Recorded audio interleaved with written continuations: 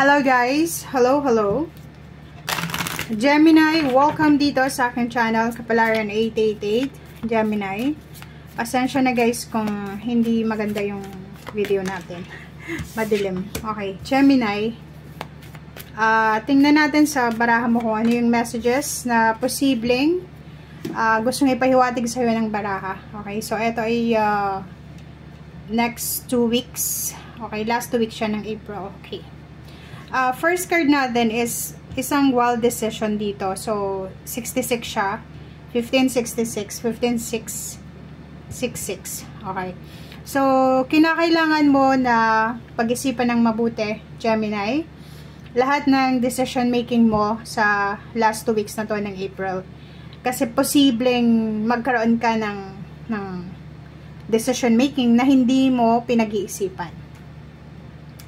Kung makikita mo dito, may 6 cycles ka. Parang 6 times ka nang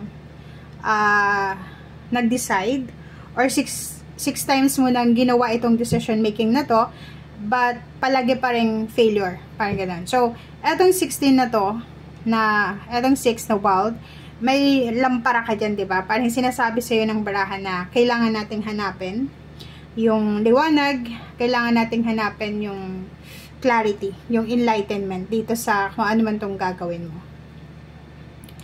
Meron din ditong positive message na pwede ka naman umulit-ulit, 'di ba? Like kahit magkamali ka, pwede ka naman na magsimula ulit from the bottom or from the top or kung nasaan ka man ngayon. But ang sinasabi ng Barasya ngayon, mag-iingat ka kasi hindi sa lahat ng oras trial and error, 'di ba? Lalo na kung 6 times ka nang nag-try, 6 times mo nang sinubukan pero wala pa rin nangyari. Kailangan mo nang matuto sa kung ano man yan. Okay?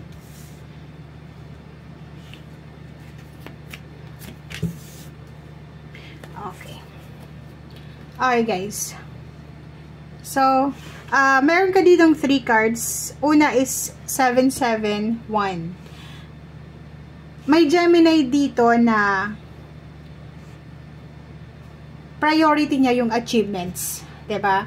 May Gemini dito na sobra-sobra siyang workaholic kasi gusto niyang matupad kung ano yung gusto niyang achievement sa buhay, 'di ba? May Gemini diyan na ang intention niya is honoring path. Ang honoring path na to is victory and success. Sabihin niya guys, mayroon sa inyo na ang focus nyo is talaga yung success. Ang focus nyo is yung makuha yung financial success or achievements, lalo na sa usaping pera. May iba na ang wish lang is makapagpatapos ng anak, or kung ikaw ang nag-aaral, posibleng ang wish mo is makatapos ng pag-aaral, makuha mo yung achievements. And nandito yung Ascended Masters, sinasabi na you are protected. Okay, huwag kang matakot.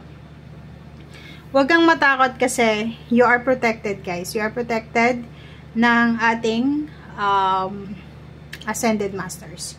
So, hindi ka dapat natatakot sa kung ano man ito na gusto mong gawin, gusto mong subukan, or kung ano pa man.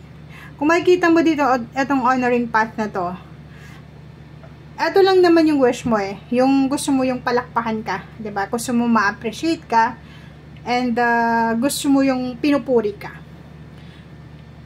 Maraming beses ka nang nag-try na kunin itong victory and success na to, recognition. Pero, yun na nga, palagi kang nag-fail. And ngayon, sobra kang eager. Eagerness na, sobra yung eager mo eh. Na makuha talaga siya. Kahit anong mangyari, sinasabi mo, hindi ako papayag na hindi ko makuha ang victory and success na to. Hindi ako papayag na ako naman ang papalakpakan, ako naman ang sisigawan ng congratulations or ano pa man.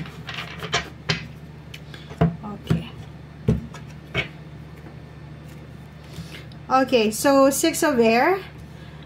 Gemini, nakikita natin dito sa inyo yung punong-puno ka ng pag-asa. Punong-puno ka ng pag-asa sa last 2 weeks na to ng April. And nakikita natin dito na moving on ka na from your past relationship, past issues, past, kung ano man na past ito. Pwedeng ikaw ay magta-travel, magre-relocate ka, or pwedeng, yun na nga, sawang-sawa ka na sa mga failure sa buhay mo. So, ang gagawin mo is, hahanapin mo kung saan mas kalmado na lugar, mas dun ka makakakuha ng great achievement or victory and success. Okay. So, 66, ganun din. Wow. Ang significant numbers mo dito is 6666. 4 na 6 siya. Huwag kayong matakot ha. Dito sa baraha mo, sinasabi na marami kang marirealize. Marami kang mga bit-bit na lessons in life from your previous experiences. Marami kang naranasan na rejection, failure. Meron din na achievements, pero ang iba doon talaga is rejection and failure. And etong mga memories na to, ay posibleng siya yung dala-dala mo para dito sa, or parang siya yung magiging strength mo para mag-move forward, or ito yung pag-asa mo para makaalis ka or makalipat ka sa mas stable na lugar. Okay, so Queen of Air, so yun, kailangan mo ng focus. Yun ang kailangan mong bigyan ng focus sa ngayon, is kung ano yung nasa sa isip mo. Huwag ka nang mag-focus sa nakaraan kasi tapos na yun eh.